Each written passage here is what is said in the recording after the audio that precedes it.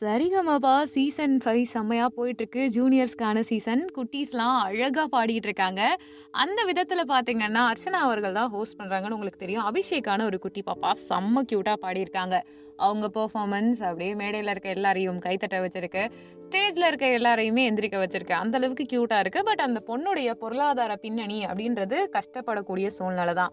So, இதுலேருந்து ஒரே ஒரு விஷயம் என்னன்னா, அபிஷேகாவுடைய அந்த பெர்ஃபார்மன்ஸ் பார்க்கறதுக்கு எந்த அளவுக்கு ரசிக்கிறத மாதிரி இருக்கோ, அத பார்த்து வியந்து போன அர்ச்சனா சொல்லியிருக்காங்க, பாப்பாவுக்கு எந்த ஹெல்ப் வேணும்னாலும், அவ ட்ராவலுக்கா இருக்கட்டும், அவளுக்கு ஏதாவது தேவைன்னா கண்டிப்பா சொல்லுங்க, நான் பண்ணி தரேன் அப்படின்னு சொல்லிட்டு அர்ச்சனா பேசியிருக்காங்க. அவங்க பொண்ண அவங்க எப்படி பார்க்குறாங்களோ, அதே மாதிரி தான் குட்டி பசங்க எல்லாத்தையுமே அர்ச்சனா பார்ப்பாங்களாம். ஸோ, அதனாலவோ என்னமோ அபிஷேகா பாப்பாவ அவங்களுக்கு ரொம்ப பெர்சனலா பிடிச்சிருக்கு அப்படின்ற மாதிரி சொல்லிட்டு இருக்காங்க. நெறைய பேர் தங்களோட திறமைய வெளிப்படுத்துறதுக்கு வாய்ப்ப தேடி வந்துட்டு இருக்காங்க. சிலருக்கு பொருளாதார பின்னணி ரொம்ப பெஸ்ட்டா இருக்கும். சிலருக்கு அந்த அளவுக்கு இருக்காது.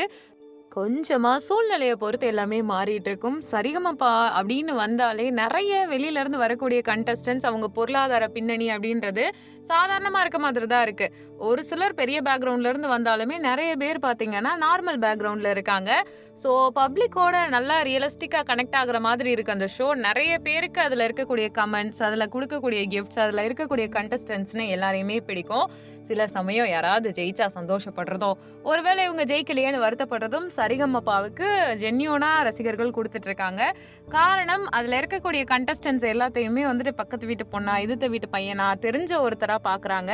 அந்த ஒரு கனெக்டிவிட்டி, அந்த ஜட்ஜஸ் எல்லாத்தையுமே வீட்டில் இருக்கக்கூடிய ஒரு நபர்களா பார்க்குறது, இதெல்லாமே ரொம்ப அழகா இருக்கு.